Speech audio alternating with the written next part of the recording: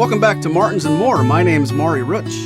And I'm Spoon Phillips. And this episode's brought to you by the Blue Ridge BR160. This pre-war inspired herringbone dreadnought is one of the more desirable vintage-style acoustic guitars in production today.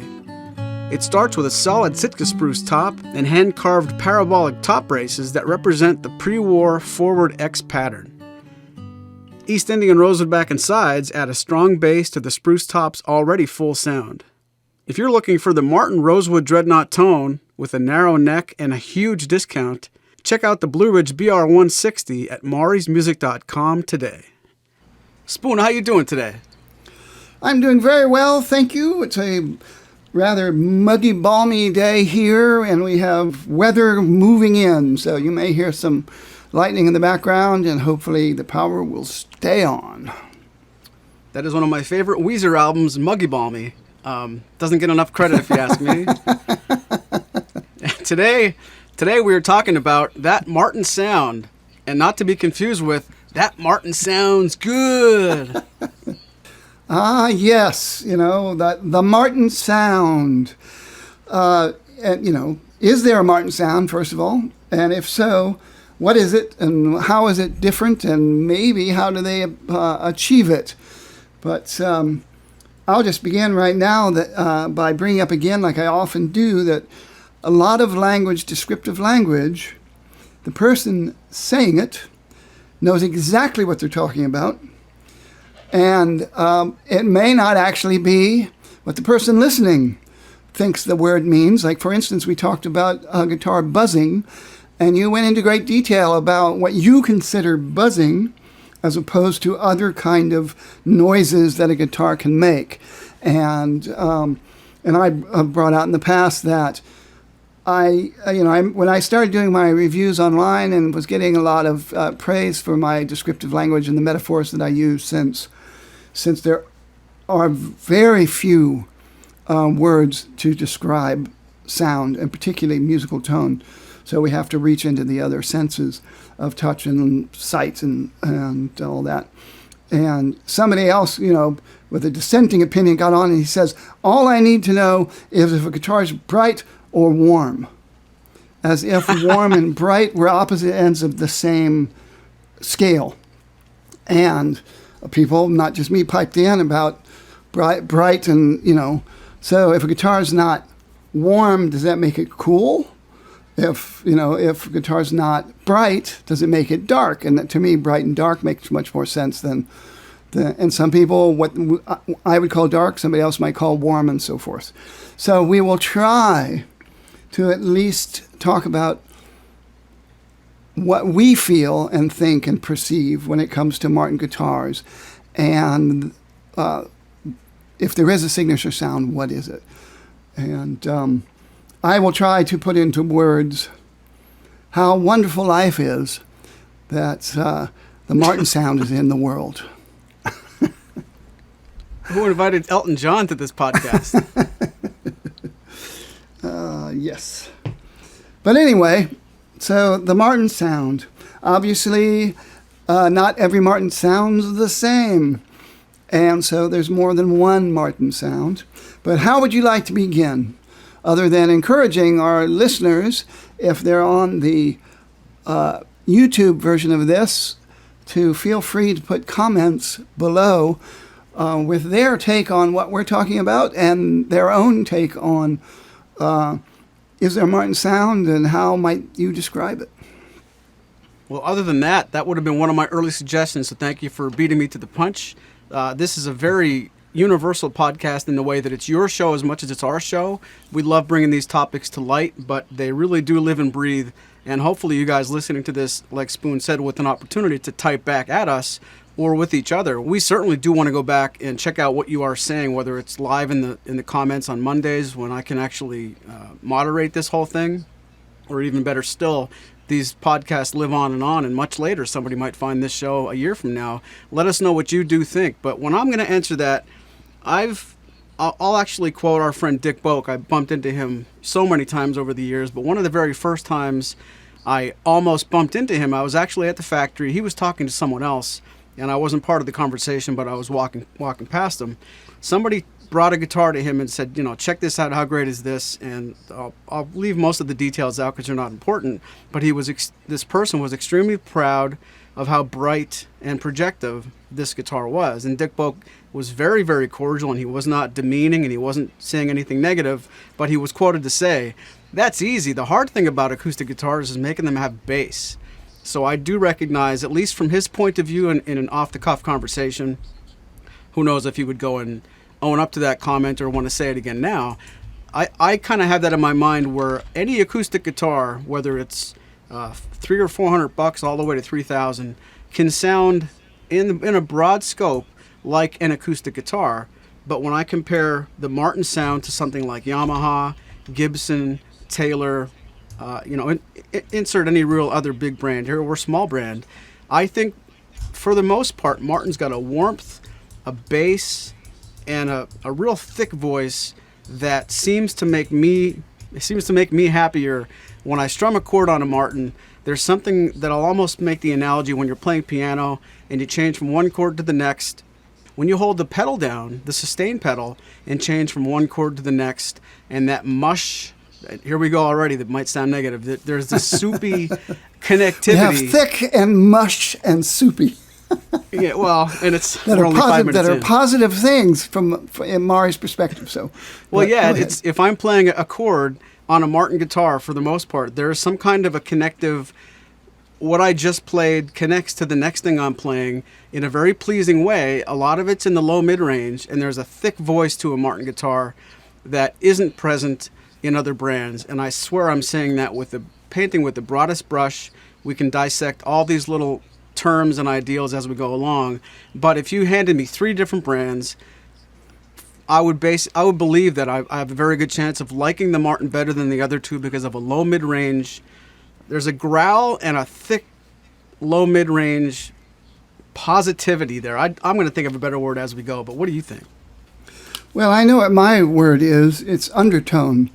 It's what I call it, and it's what I used to call it before the unofficial Martin Guitar Forum was around and all that, and I was on Acoustic Guitar Magazine and some of those other forums. I started describing that low mid presence, that smoky rosewood undertone is what I would call it, because it sonically filled space the way smoke would fill a room, or like if you see smoke coming like from incense or cigarettes, back when everybody smoked cigarettes, see a sunbeam coming into the room and you would see the smoke in it. So it was, there and not there. And so it was that presence in the low mid range area. That, bass rolls into that rolls into the upper mid range, which rolls into the, treble, and then the treble on up into the highest, overtoned harmonics and all that stuff. And I used to, as usual, get flamed and those kind of forums that allowed that sort of thing, get flamed quite a bit. For, using this term and trying to describe things that way. And I said that it was a term that I had come up with, and I did come up with it, but someone who worked at the National Acoustic Lab, wherever that is, down in Virginia or Carolinas, wherever that place is, piped in and said, actually, you didn't invent the term undertone. We've been using that, basically forever to mean the exact same thing.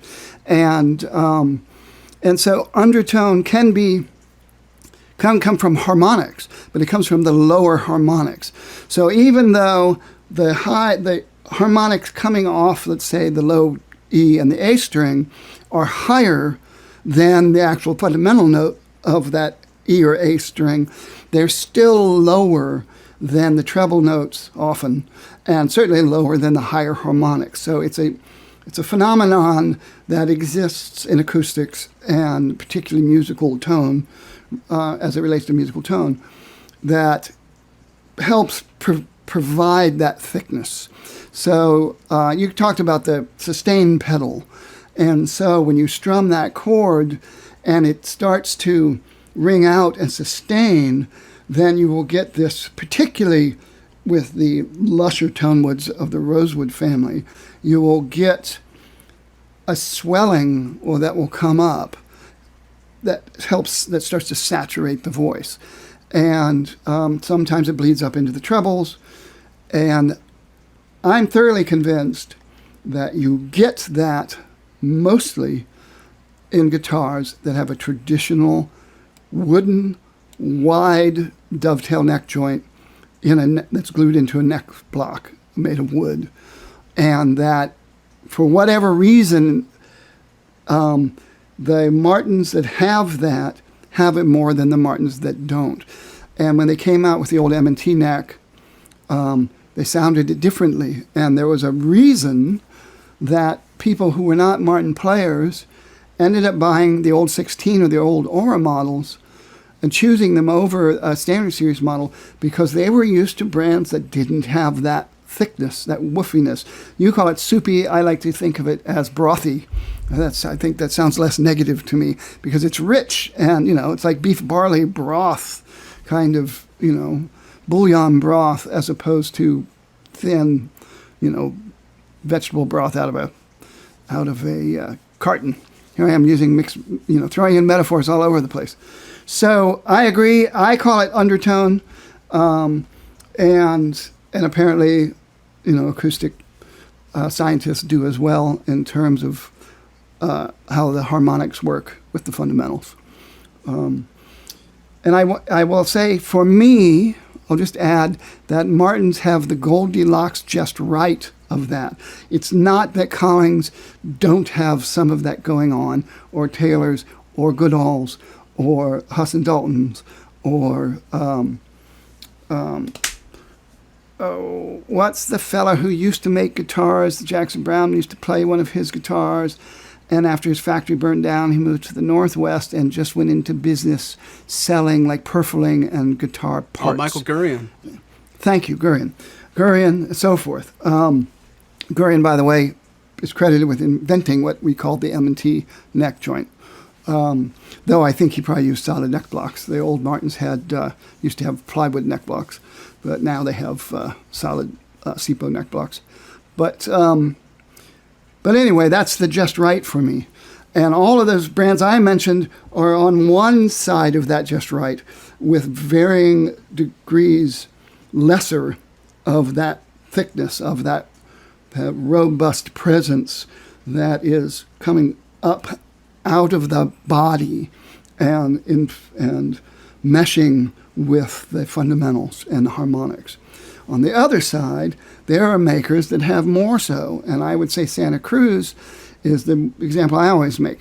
The Rosewood Santa Cruz, particularly the big body ones, are just drenched in that stuff, and sometimes to me is just a little too thick, and to my ears starts to flood or swamp the fundamentals in the higher ranges where Martin has its thing. And of course, why, other than the dovetail neck joint, what are reasons that you can think of why Martins sound like that, or where the sound comes from? That's a really good question, and the elephant in the room, if you ask Blue Ridge, they could probably try to tell you. It's a known fact that Blue Ridge really does try to copy many of the Martin designs and make them their own, to the point where years and years ago, it's probably okay for me to say this, that Martin bought a Blue Ridge from us so they could cut it in half and see, is Blue Ridge really taking our idea to the letter, and how far are they going with this? And off the record, they came back to tell me, yeah, there's a real similarity in when you look at the inside of one or the other. Yet they don't sound exactly the same, and I know you brought it up on one of our earlier podcasts. It's worth mentioning, since it's metric versus American, a 24.9 scale Martin or a 25.4 scale Martin, the scale length on a Blue Ridge is a little bit longer, so there's going to be that other attribute where they're still not exactly the same, so that might make a difference. But not only would I like to know, I'm sure everybody would like to know, because forget about the fact that every single guitar builder copied the Martin Dreadnought shape. They're all still trying to copy the sound as well. And after how many years is it now that Martin's been in business, nobody has successfully, literally cloned what that is. So what makes that Martin sound the Martin sound besides the traditional dovetail neck joint? there's something going on at the factory, and there are billions of years of R&D and trial and error. This isn't something they fell into and accidentally started doing and just kept going. There's a reason what they did really works across so many brands, and let's be honest, across so many shapes. You can play a 00028 and you can play a D18 and something like an M36, and they do not sound the same, but they all sound like Martins.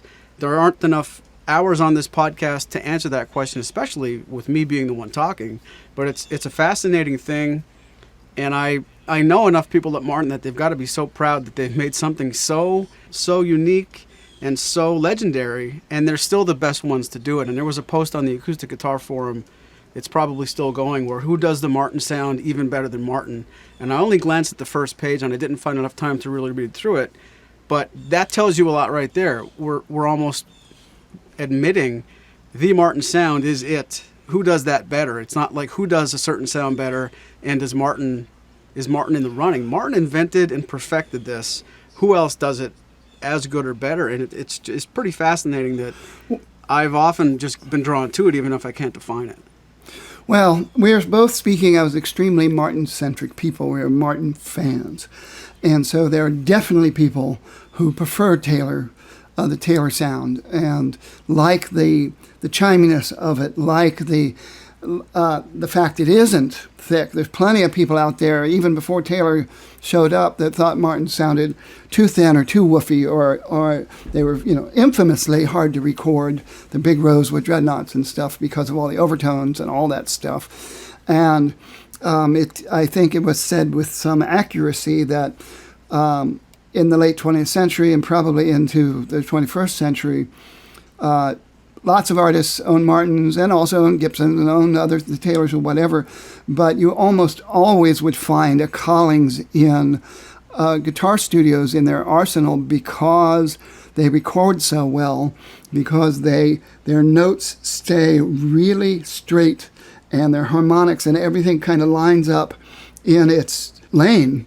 And there isn't a lot of intermarriage between the fundamental and the undertone and the overtone. Not that there isn't any.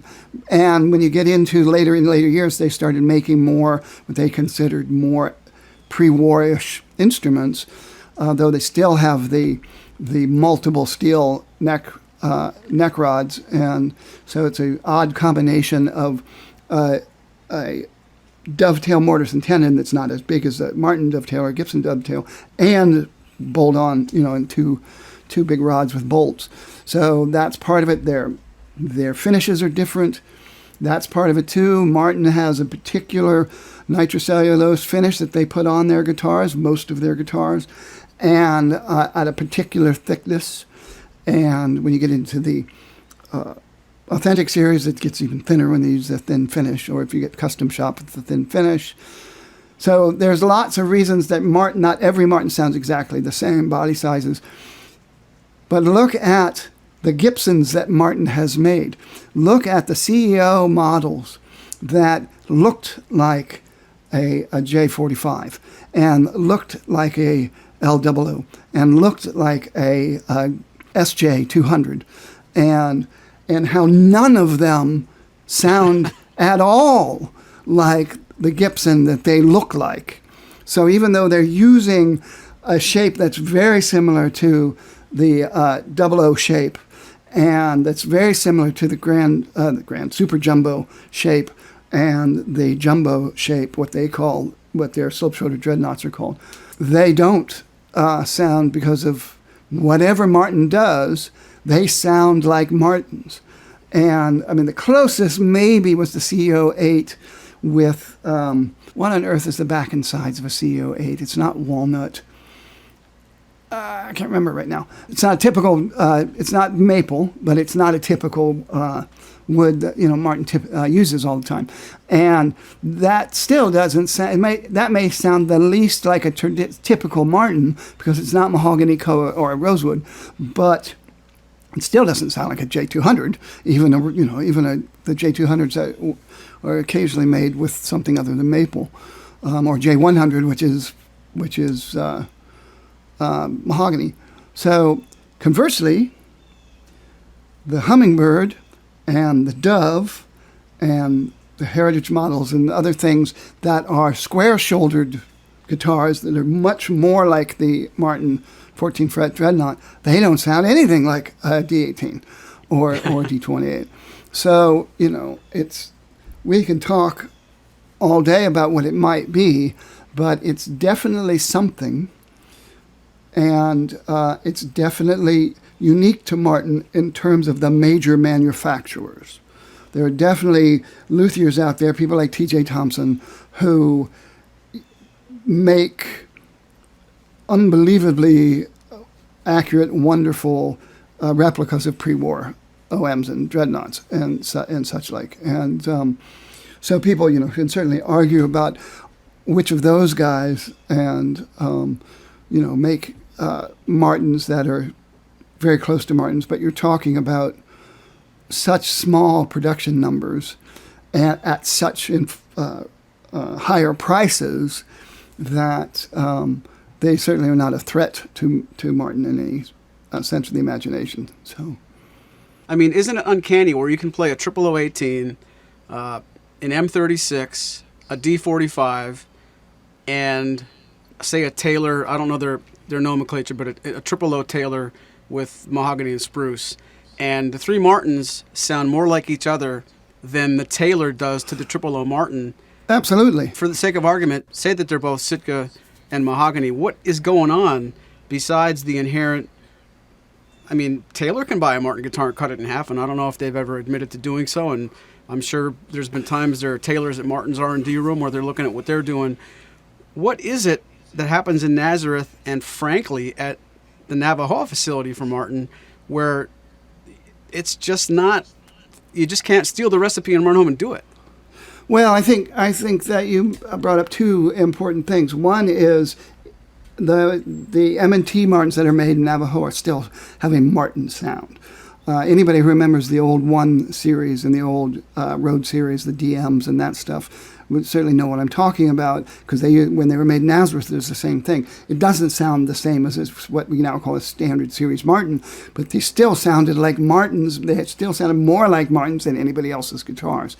Right. The other thing I'll say that's important is that Taylor's not the best example, because even back when Bob Taylor started building and was making dreadnoughts that looked a lot, had a Martin dreadnought shape, and their grand concerts that basically had a 00 shape.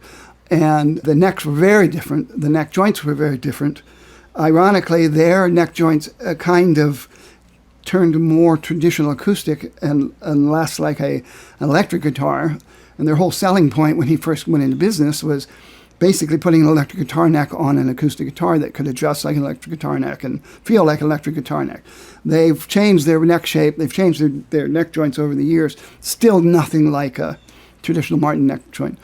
But then they changed. The bracings changed. They patented the trench inside that goes around that's laid in it around the top. Goes around the top, just in from the kerfing and all that stuff. So they've changed over the years, and I think they have gotten more complex sounding, and I think they have found ways to get more presence. I remember when I tried the new 814 when it had come out with their new bracing and the trench and all that, side by side with last year's 814 here at a shop here in New York, and it was quite obvious what was going on. They were bringing in some broth and resonance and mid-range resonance and that sort of thing, but still nothing remotely like the Martin sound. And again, we love the Martin sound. That doesn't mean everybody else is going to feel the way that we do. But to go to your question about what's going on at Martin, why do they do that? Again, it's probably everything.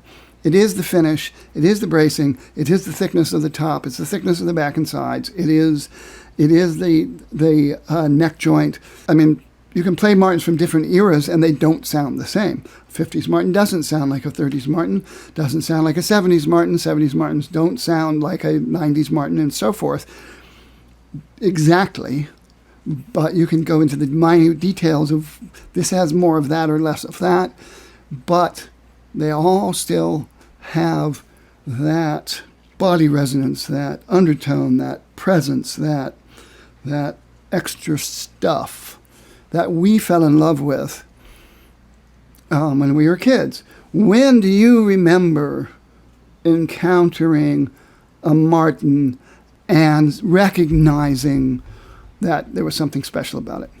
Oh, I can tell you exactly when it was. It was my first opportunity to play and own a Martin when the original D1 came out in the mid-90s. I got to play, I think it was called a D1, and I'm going to be mixed up now because I remember there was a Road Series as well. There was a D1, a D1R, and then there was a DM and a DR. So, sake of argument, my first opportunity to play both the Rosewood and the mahogany version of that guitar.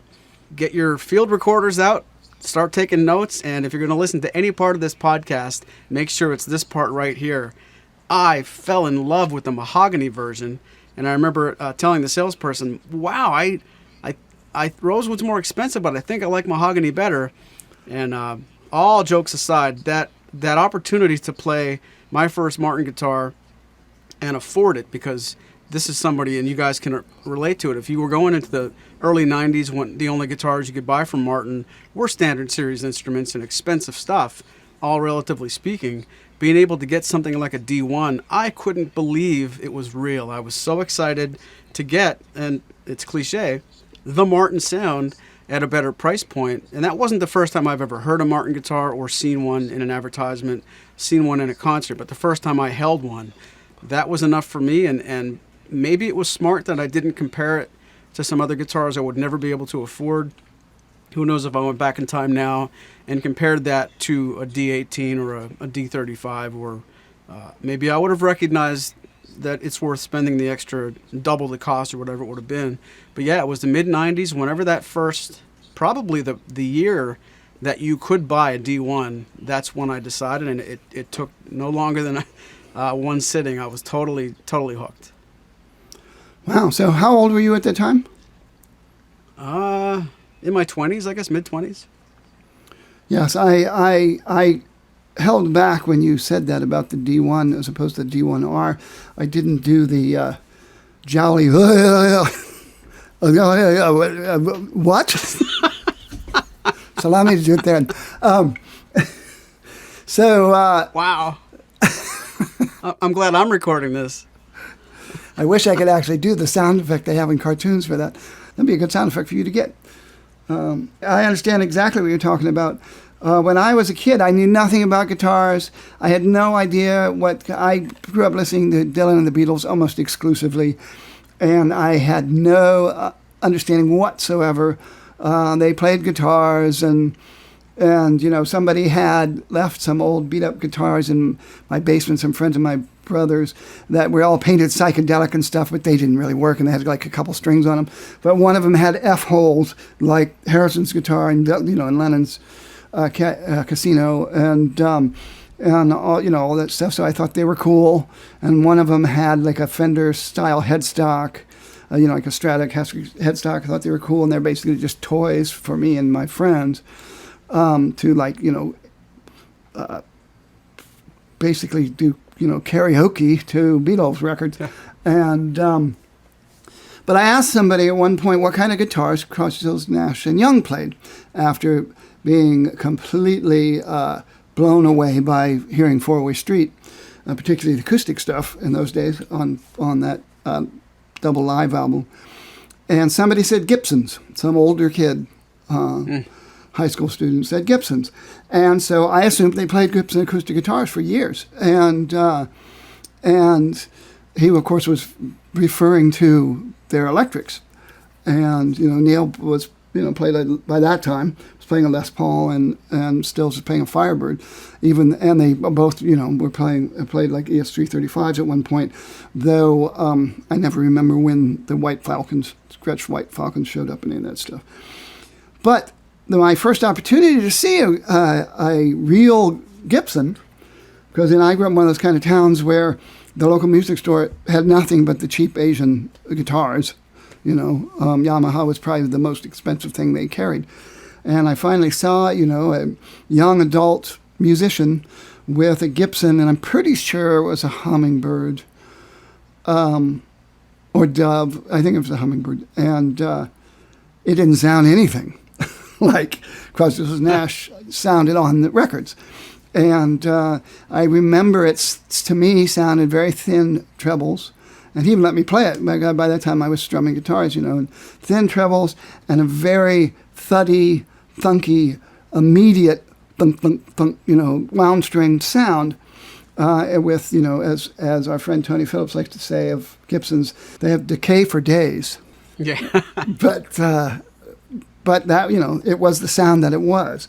And, but the sound that I heard on records that said to my brain, and granted, it did sound like early Bob Dylan. He did have he does have that thunky thunk sound when he was playing a J50 and later was playing either a late 20s or early 30s Nick Lucas special on his world tours in 65 and 66. But I didn't know that at the time. I just recognized, it just sounded old time, and I think that's why he liked it. It sounded like Woody Guthrie records that have that, the tone is extremely fundamental with very little else going on. And the notes decay very quickly, which is how Emerson will tell you, is what some people really like. I remember him sitting there after he played a show at Mandolin Brothers, and people were sitting there talking about sustain and how wonderful sustain on these guitars. And he said, what are we going to do? Sit around, smoke a cigarette, and wait for the next note?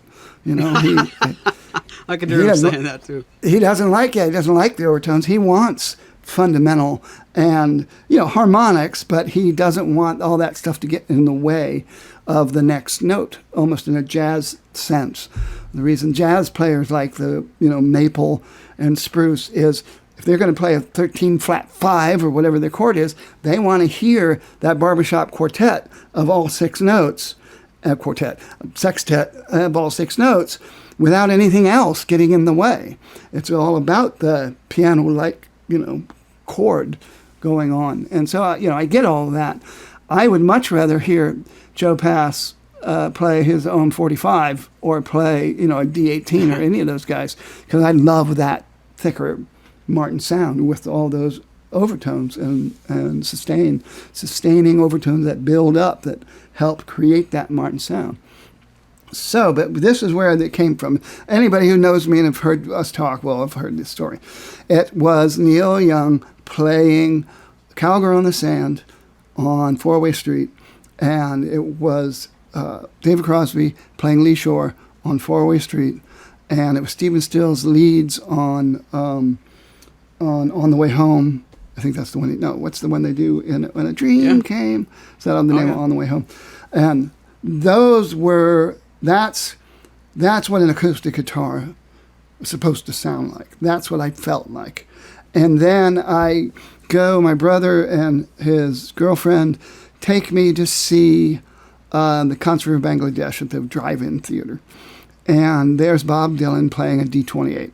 And I had already bought the record. It was the first record I ever bought with my own money that I had made, doing odd chores and mowing lawns and all that stuff. And Dylan at the Concert of Bangladesh, that to me was what an acoustic guitar is supposed to sound like. Paul McCartney on Blackbird, Lennon on Dear Prudence, and the two of them on Two of Us, all of them Martin guitars. And so my ear was very Martin-centric. But on the tracks, Dylan's playing a 12-fret 0021. There's some argument about which one it really was, but they believe it was a guy from Minnesota that he knew in the old days, that he got that guitar from him for a time and used it to record but that was recorded in multiple sessions. So he recorded originally in New York City, did the entire album in open E, which when you hear the actual recordings, the straight recordings of just him alone, it does begin to sound monotonous eventually. So he re-recorded some of those actually, I think, in Minnesota. And so he may have been using 2 different 0021s. But Keith Richards, he is famous for playing a big Gibson Jumbo. I don't remember now if it's a Hummingbird, but he also played a vintage 0021. And, that too sounds like the Martin sound. Before Emmylou Harris got her signature model from Gibson, which was a smaller replica of a J200. She, like a lot of people, put the J200s up because that's, if you're playing in Bakersfield or in Nashville, that was the quintessential country stars looking guitar with the big fancy pickguard and the big mustache bridge and all that. But before she got her signature model, every time the band left and left her alone on stage, they brought her an OM42 to play solo. And, you know, again, the Martin sound has just been, that's what an acoustic guitar should sound like to me. I have a very dear friend who's good friends with Huss and or Dalton and loves their guitars, plays their guitars. They don't do it for me. And they're perfectly fine, but they're missing that waving inner marriage of all the registers and the undertone and the harmonics and all that stuff that I keep talking about that give you that cat's cradle locking in and or whatever. Yeah, so I loved that sound long before I even knew what a Martin was. And it wasn't until I started reading Acoustic Guitar Magazine and seeing ads for the Schoenberg soloists and seeing articles about that and the OMs, and then moved to New York and actually could go into stores that had Martins, that it all came together. And it's important to note, if you've gone this far with us and we didn't geek you out of the podcast, maybe the short answer is the Martin sound is, quote unquote, it's got sustain, overtones, a thick, low mid-range voice, and it's got a personality to it that some other guitars and some other companies might be more immediate, might be more fundamental with not as much overtones and not as much sustain. I know this is really hurrying through a quick definition of anything, so it's nothing that you don't want to take these 2 minutes of the podcast and live by it, but I do think it sounds like you and I are saying the same things. I do have a very, very interesting question, and part of the reason I love doing these podcasts with you, we don't bury it with an hour of a pre-production meeting, 25 emails, overthink everything, and then try to get in front of a microphone and speak accurately. This is very conversational, and it's never, ever, ever overthought, and some people might attack us. It's not thought of enough. Say. but I love that about it, because I think if this ever became anything but an honest conversation, it just wouldn't be what it is. But you're in a situation where we talked earlier. Martin knows how to make a Martin. You can't go into Martin, steal the recipe, and go build it in California. You can't go build it in China.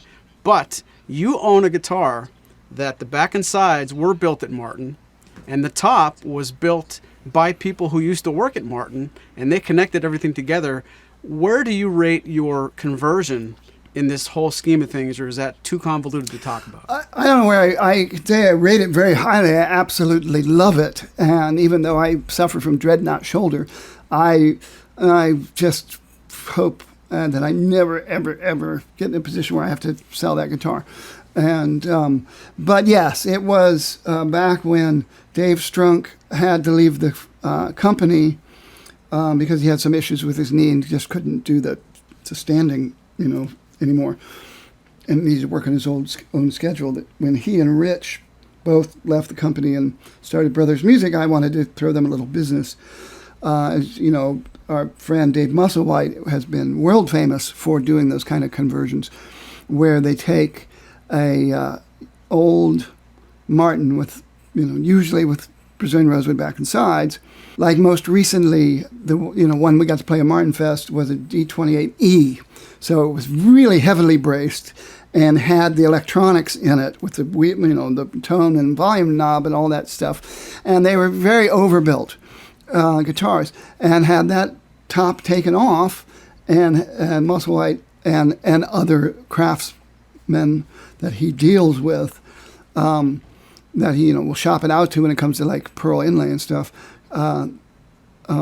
basically turned it into was essentially a 1930s D45, and it's just with a 500-year-old top, 450 to 500-year-old Adirondack spruce top.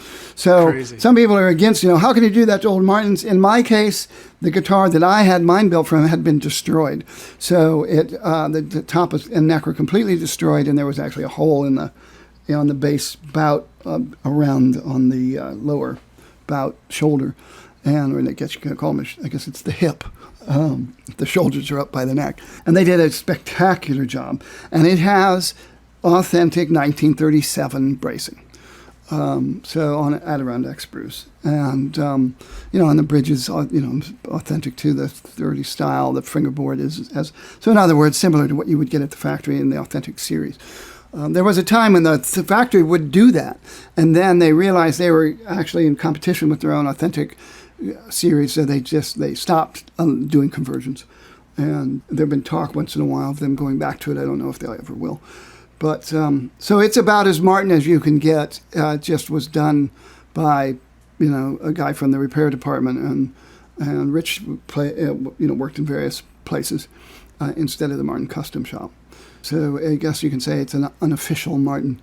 And I absolutely love it. And I have played it against other people's conversions, and I have played it against the actual authentics. I mean, I really loved the authentics. I really loved the D28 authentic 1941, and with the rear shifted bracing, really loved that. And of course, they don't use Brazilian rosewood except on the 45s, and they cost, an unbelievable amount of money. So a Brazilian dollars.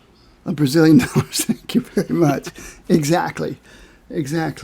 So yeah, I think your conversion is the outlier. You can make a Martin outside the factory if the back and sides start in the factory, if the top is connected to people that worked in the factory right before you got the top, and if there's enough care. I think you probably could make the argument, whether you want to or not, your conversion bucks the trend of this whole series. John Hall does these kind of conversions, and they bought the top from John. John had already had the top joined together, and he sold it to them to put on my guitar. So all those guys in the Pennsylvania area, they all help. When brothers first went into business, they would borrow Dave's hide glue pot, and then he'd be, where's my hide glue pot? So yeah, they're all friends, and they all help one another out with their commissions, stuff like that. Yeah, I have another story about this, is going to Mandolin Brothers, and there was a country boy, a bourgeois country boy, which is his version of a pre-war D18. And Ricky Skaggs, I think it was Ricky Skaggs, maybe it was Marty Stewart, but I'm pretty sure it was Ricky Skaggs, was in the ads at those times in the guitar magazine saying, sounds just like a pre-war D18. So there I had that. I had an early it was before the I think it was before the Authentic came out. So it was the D18 GE, Golden Era, and the Collings, and the Santa Cruz version, and all those guitars were there. All mahogany dreadnoughts, all their take of pre-war Martins. So I played them. First of all, I played the Country Boy before I even did the big comparison. And it didn't sound like and that's the other thing he had like two pre-war D18s there as well. So it did not sound like those pre-war D18s. There were things about it that it had that vintage openness that you did not get from a straight brace D18 in those days. And it had that again, that we're talking about phenomena here that are hard to describe and hard to explain. You just have to experience them. That three-dimensional, cavernous inside sound, not what's coming out of the sound hole, but you can go in, and it's something that torrefaction creates now, that they can create by toasting the woods and stuff. And Bourgeois this was before he was doing that, but he was a major pioneer in that when it came to American guitars. And it had that certain things about it, but it had plenty of things that Martin it didn't have. It did not have that kind of thickness. It didn't have the intermarrying that I loved so much. It had fundamental notes that sat up and were separate from the undertone. The undertone didn't come up and hug it or swell up and around it and intermarry. And they were made with bolt-on necks. So they had the bourgeois sound, which is not that different from the Hudson Dalton sound. And those kind of people.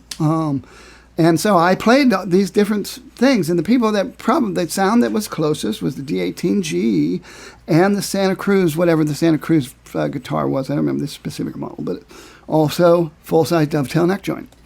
The interesting thing about that is Gibsons use a full-size dovetail neck joint, and they have their secrets that Martin has too, because they create their Gibson sound guitars using virtually what seems to be the same technology, same kind of X-bracing, same kind of stuff, but their guitars don't sound like Martins, and Martins don't sound like Gibsons.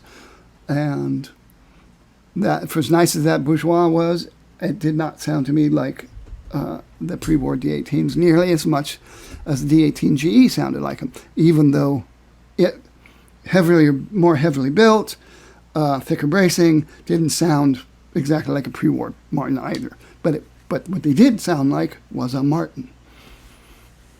So it's not pronounced Bourgeois. That's interesting.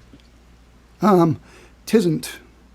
But you know me, I'm often mispronouncing names that I've only read aloud. I remember Jorma Kaukonen. I spent years saying Kaukonen because that's what I thought. I just read it, and I never heard him actually until I heard Bill Graham introduce him on some Jefferson Airplane bootleg or Hot Tuna thing. Say, oh, that's how you pronounce his last name. And I never knew it was Jorma or Jorma. Jorma Kaukonen. Maybe I call it Kaukonen. Jorma Kaukonen, I think is what I called it. But so that's going to be our trivia question this week. Does Jorma Kaukonen play a Bourgeois? Probably not. He does not. He mainly is a Gibson guy. He typically plays one of those. I know people out there are going to already know the answer to this. It's black. It's got a pointy 14 cutaway and maybe even stars on the headstock. But that was until he got his Martin signature model, of course, which sounds like a Martin. So, well, that's all well and good, but would you like to play a game of 20 questions with me? I think it's time we do play 20 questions. So I must ask the Swami to come up with 20 questions to guess the guitar that I'm going to be thinking of. He gets 20 questions that can include up to 3 model guesses, and the guitar has to be currently in production. And so I'm going to put my thinking cap on so as we break for station identification. Because I forgot it was my turn. So I'm going to think of something interesting. Okay, 20 questions on the clock. Go. Is this guitar an OM size? Rats. Yes, that's one question. Yeah. Is this guitar made in Nazareth? Yes. That's 2 questions. Is this guitar an OM21? No, that's 3 questions and 1 guess. Does this guitar have a natural top? No, it does not. It does not have a natural top. Is this guitar an OM28 amber tone? No. So that is now 5 questions or 6, depending on how we want to play it. Oh, and it's already 2 of my 3. I wasted that. Yep, 2 of your 3 guesses. Does this guitar have sunburst color on top? No, that's 6 or 7.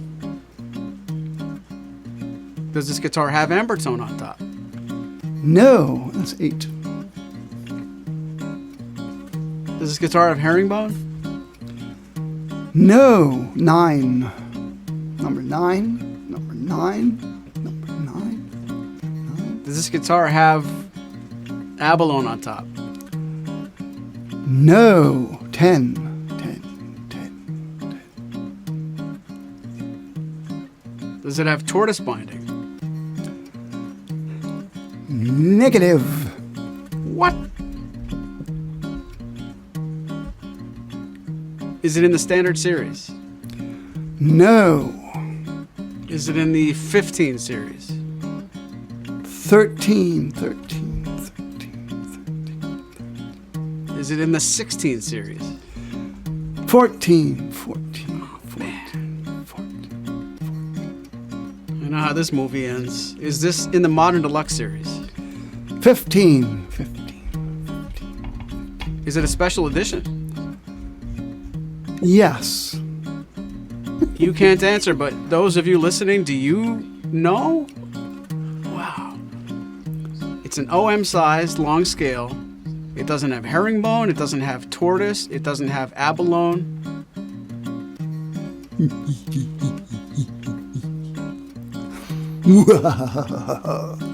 I cannot think of a special edition that doesn't have tortoise binding or herringbone or pearl. So it's got to be white. I can't ask another question about a model because it's my last one. Does this have a signature on the fretboard? The answer is no. It does not have a signature on the fretboard. Does this guitar retail for more than $7,000? No. I have an idea. If you don't get it with these two questions, I'm going to start giving you hints. Wow, it's that bad, huh? Apparently, since you can't remember this instrument right now off the top of your head. Does this guitar have white binding?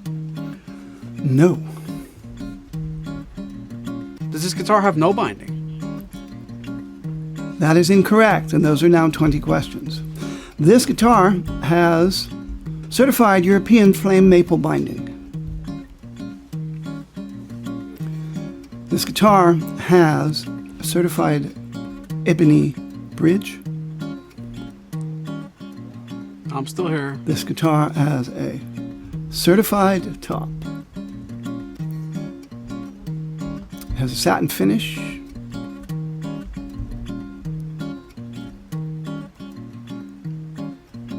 Is this the Biosphere?